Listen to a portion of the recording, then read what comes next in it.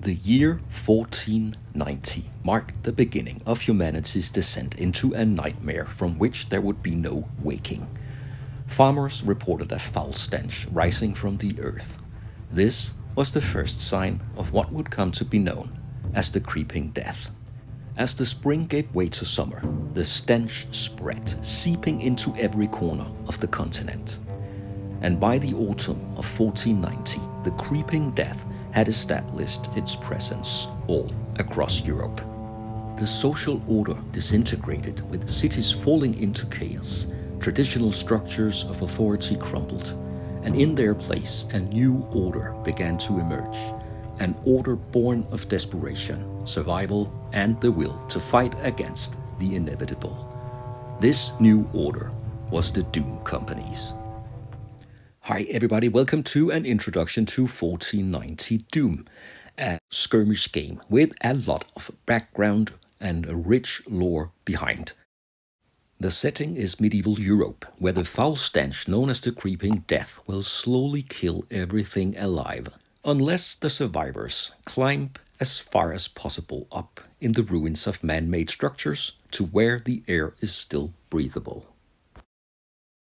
To begin the game, you'll have to build your own Doom Company, and this game has a very low model count. A Doom Company is only 3 models.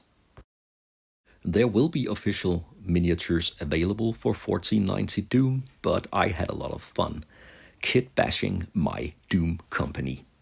The style of the game, the illustrations, and also the miniatures are very, very dark. And as I said, medieval. There is only one exception to the medieval setting. The Doom Companies have been forced to find a way to breathe by using special breathing devices. The game is played on a 2x2 foot board, ideally round, so it won't take up a lot of space, but what you need is scenery, and you will have to get scenery enough to build structures, also tall structures, because that's the entire idea of the game, to climb, scale up and down, and try to prevent the other Doom Companies from doing the same. The warriors in your Doom Company will have 6 different stats that will tell you how long they can move, attack, their vitality and skill, combat and defense. Your Doom Company must have 3 different warriors.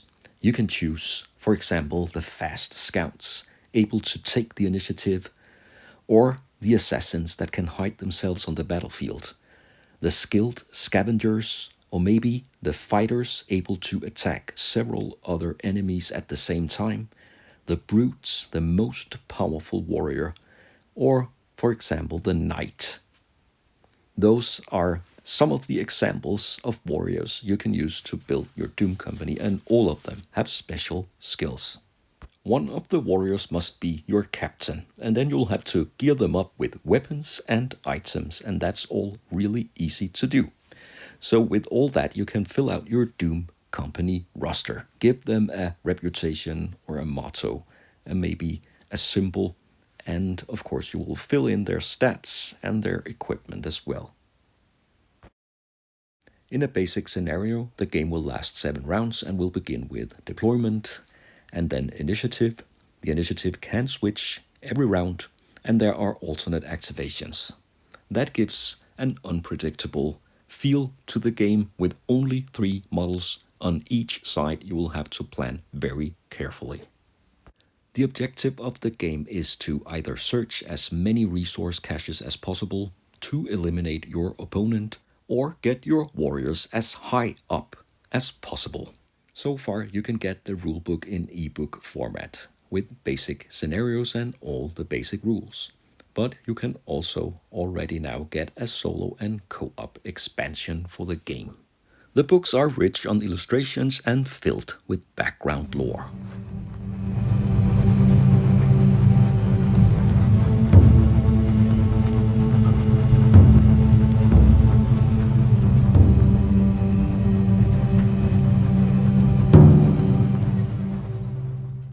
Several of the game mechanics are focused around climbing and trying to get as high up as possible by using ladders or grappling hooks, or just try to climb. And when you climb high up, there is also a huge risk that you will fall down or be pushed down. When you build a Doom Company, your captain will get 1 extra point to increase stats or get extra equipment or items and a reroll. And then the Doom Company will gain 2 additional points for the rest of the warriors. In this Doom Company example, the captain is a knight.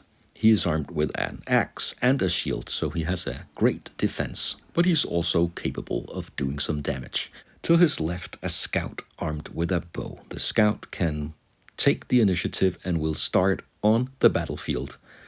He has several advantages, but he's not a huge fighter. And to the right, we have a fighter. He's armed with a spear. It's a heavy melee weapon. It will not do as much damage as typical heavy weapons, but he can attack targets 2 inches away, and then he can do some real damage to his enemies. My first 1490 Doom battle report will be on the channel shortly, and I have prepared my first Doom Company, the Order of the Final Flame. The captain of the Doom Company is an assassin, Adeline the Flame. She is the captain, armed with 2 daggers, so she has spent 1 point on an extra light weapon. Then we have a scavenger. Marik is armed with a club.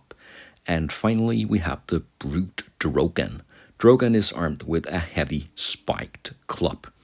And he also has a stat increase. The scavenger has used 1 point on a grappling hook that hopefully will enable him to climb the highest structures of the battlefield.